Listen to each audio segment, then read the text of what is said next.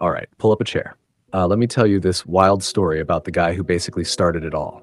His name is Abram. So Abram is just living his life over in Haran, minding his own business. He comes from a family that, frankly, probably had a bunch of little statues of other gods sitting on the mantle.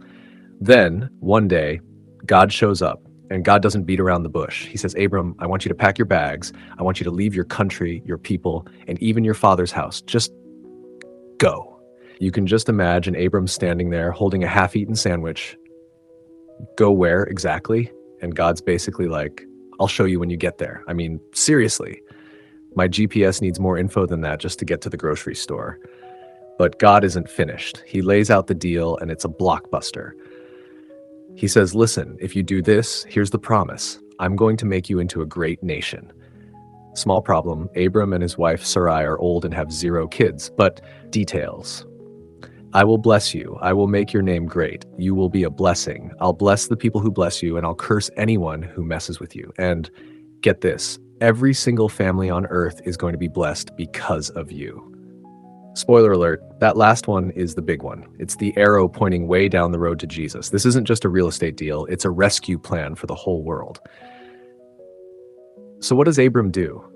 He hears this insane leave everything you know for a mystery location offer, and he packs his bags. The guy is 75 years old.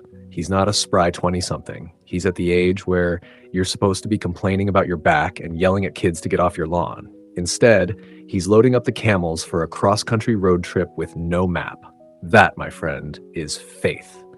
He gathers his wife, Sarai, his nephew, Lot, all their stuff, and everyone who works for them, and they just start walking. They finally get to the land of Canaan, this place called Shechem. They set up camp by this big, famous tree. And just to make it interesting, the Bible casually mentions, at that time the Canaanites were in the land. Oh, great. So the promised land already has tenants. This is getting complicated. But then God shows up again, right there, and he says, Abram, see this land? All of it? I'm giving it to your kids. Abram is so moved, he builds an altar right there on the spot. It's his way of putting a big flag in the ground saying, this spot belongs to Yahweh. He moves on a little further, camps between 2 towns called Bethel and Ai, and what does he do? He builds another altar and calls on the name of the Lord. This guy is a mobile worship unit. He's staking God's claim. So Abram's in the land, he's worshiping, he's following God. Everything's perfect, right? Wrong. Record scratch. A severe famine hits the land. Now, wait a minute. A famine in the promised land? This was not in the brochure. Abram just left everything for this place, and now it's running out of food. So Abram has a choice. Does he stay, camp out by one of his altars, and trust the God who just spoke to him? Nope.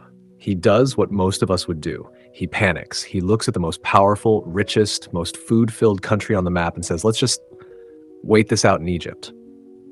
They get to the Egyptian border, and Abram's fear goes from a 5 to a 10. He pulls Sarai aside. Honey, he says, I have to tell you something. You're gorgeous. And these Egyptians, they're going to see me, and think, hey, I want his wife. Easiest way to do that, get rid of him. So I have a plan. It's brilliant. Just tell them you're my sister. Yikes. This is what we call a major faith fumble. This is the same guy who left his homeland on a word. Now he's lying to save his own skin, basically throwing his wife to the wolves. And side note, it was a half-truth. She was his half-sister. But it was a full lie in spirit. And guess what? The plan works way too well. They get into Egypt. The guards see Sarai. They're like, whoa. They tell Pharaoh's officials. They're like, whoa. They tell Pharaoh himself. Next thing you know, Sarai is taken straight into Pharaoh's palace to be one of his wives. And Abram, Pharaoh thinks he's just this great new brother-in-law. He showers Abram with gifts, sheep, cattle, donkeys, servants, camels. Abram is getting rich off the lie that just put his wife in a royal harem. This is bad. The whole great nation promise, the blessing for the world, it all has to come through Abram and Sarai is now in another man's house. The whole plan is about to crash and burn. Abram says nothing, he's just stuck. But God is not going to let his promise fail because his chosen guy is a coward. So God steps in. He doesn't send a warning, he sends plagues. The text says he inflicted serious diseases on Pharaoh and his entire household. Things got real fast. Pharaoh isn't stupid. He connects the dots. The new woman shows up, and suddenly everyone is horribly sick. He figures it out. He calls Abram in, and you can just hear the rage. What have you done to me? Why didn't you just tell me she was your wife? Why did you say, she's my sister, so that I took her as my wife? Here, take her and get out. Pharaoh literally has his guards escort Abram, Sarai, and all their newly acquired stuff right to the border. Talk about getting kicked out. That's a don't let the pyramid hit you on the way out moment. So chapter 12 ends with Abram and Sarai being booted out of Egypt, safe together, and ironically, a lot wealthier. It's just so real, isn't it? The chapter starts with this mountain-moving faith and ends with this valley-dwelling fear. It just proves the real hero of the story isn't Abram's perfect faith. It's God's perfect faithfulness. God keeps his promise even when Abram is actively trying to mess it all up. And that is some seriously good news.